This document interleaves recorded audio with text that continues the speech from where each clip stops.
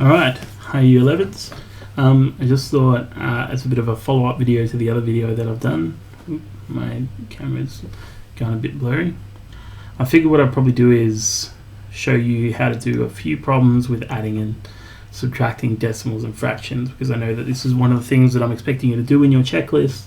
We didn't cover it in class yet. So I'm just going to go through, I've picked these questions because I think that they show some unique scenarios that I would hope, well, I would want you to be able to do by the end of this. So let's start with that first question there. I might just lower this a smidgy bit if I can without breaking it. Alright, just so you can read that a little bit better.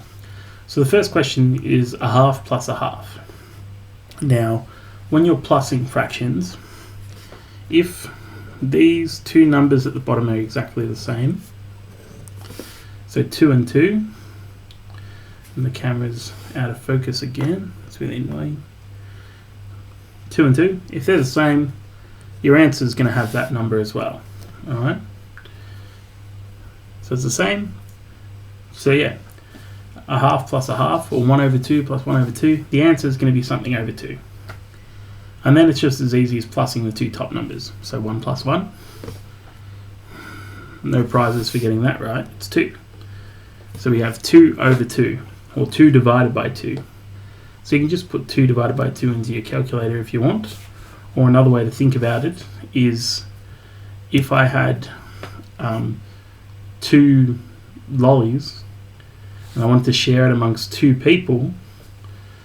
Why is this?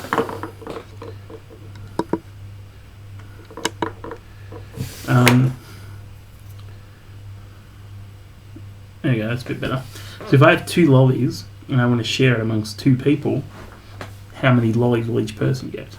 Which is just 1 each. Alright? So 2 over 2, or 2 divided by 2, is just the same as 1. Next one, we're adding decimals together. So we have 0.5 plus 0.25. And I know out of habit, some of you are going to write the 5 on top of this and then have the 0 on top of the 2. The important thing when you're adding decimals is you need to keep the decimal point in the same spot, right? So the decimal point has to go over the decimal point.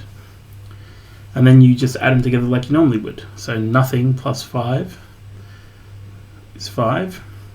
5 plus 2 is 7. My decimal point is in my answer at the exact same spot, and 0 plus 0 is 0. So 0.5 plus 0.25 is 0.75. Next one, we've got, might be a little bit hard to see because my writing's terrible, but it's 4.5. 4.5 plus 1/2. You might be like, these are two different things. I've got a fraction and I've got a decimal. So there's a couple of ways that you can convert them both to fractions, but I feel like knowing students the way that I do, that you're not going to want to do that. So we'll convert them both to decimals. Even though I hate decimals, everybody else seems to like them. So we're going to convert this 1/2 to a decimal. And it's like, well, okay, how do I do that? Well, you're just writing that fraction into your calculator, and that line in the middle is the divide. So 1 divided by 2. You type that into your calculator, you get 0.5. So 4.5 plus 0.5 is really what I'm looking at. And then I can rewrite this in the same format I did before. 4.5, 0.5. Make sure that my decimal points are above each other. 5 plus 5 is 10. So I'm going to write the 0 down here. I'm going to carry the 1 to the top. 4 plus 1 plus 0 is 5. So 5.0, so my answer is just 5. This next one is dealing with some mixed fractions.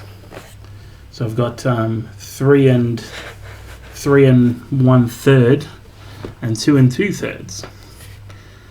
And I understand some of you may be like, well, how do I deal with this?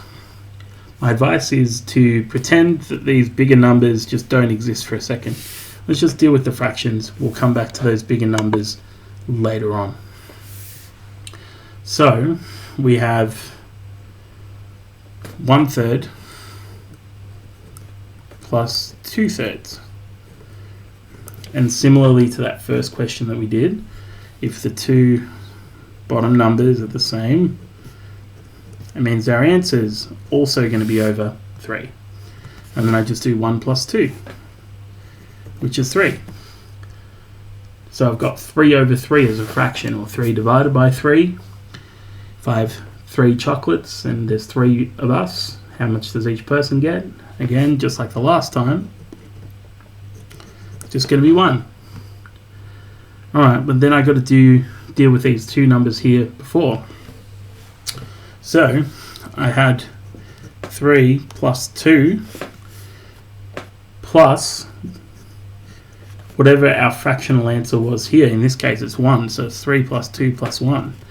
You know, if this had finished, if this was a half, it would be 3 plus 2, and then we were going to put a half on it. But this works out nice and clean. So 3 plus 2 is 5, plus 1 is 6. So that means my answer is 6. Cool. Now what if the denominators are different?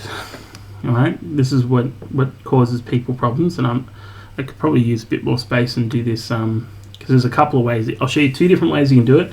You can pick which one you like. Alright, so the first one is, I need to make these two denominators the same. One of them's 2, one of them's 4. So I can think about, okay, I know that 2 and 4 are kind of like similar numbers. They're both even numbers. I got to think about, what can I multiply 2 by to make 4? Alright, what can I times 2 by to make 4? Any ideas? Well, you might know 2 times 2 equals 4. So, in order to make these two the same, I have to multiply, for a half, I have to multiply the top and the bottom by 2, which gives me 2 over 4. And now I can actually plus this onto the original fraction, which was 1 over 4. It's like the denominators are the same as above. So it means that my answer is going to be over 4. 2 plus 1 is 3. 3 over 4 is my answer. If I put that into my calculator, I'll get 0.75. It's up to you which way you prefer. I like fractions, but not everyone does. The second way you can do it, and I'm going to encroach on some of the space I was planning to use for something else. So the second way you can do it, I'm just going to put a line under this, is if you can't think of what you could times each number by, if you could times 2 by something to make 4, if you can't think of that, well then you just take this number at the bottom, right, and multiply this whole thing by that. So I'm timesing it by 4 this time, and I take this number at the bottom and I multiply this whole number by that.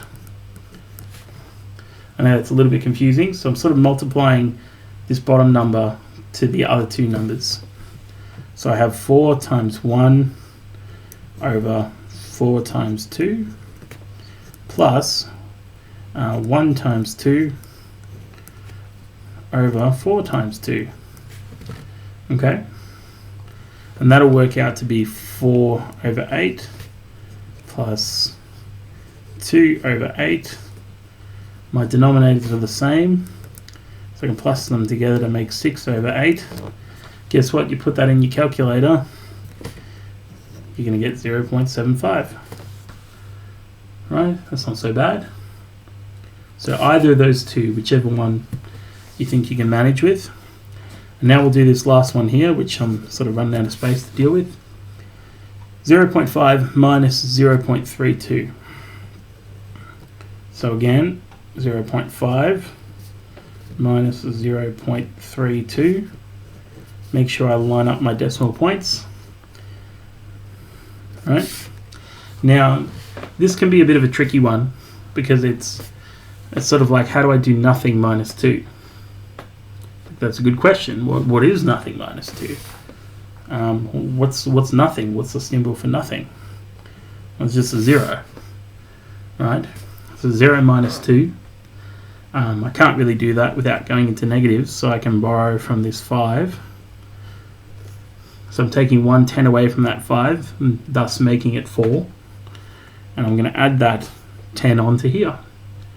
So 10 minus 2 gives you 8. 4 minus 3 gives you 1. 0 minus 0 gives you 0. Your answer is 0.18. So these are a couple of unique questions to deal with fractions and decimals. I hope you got something out of this.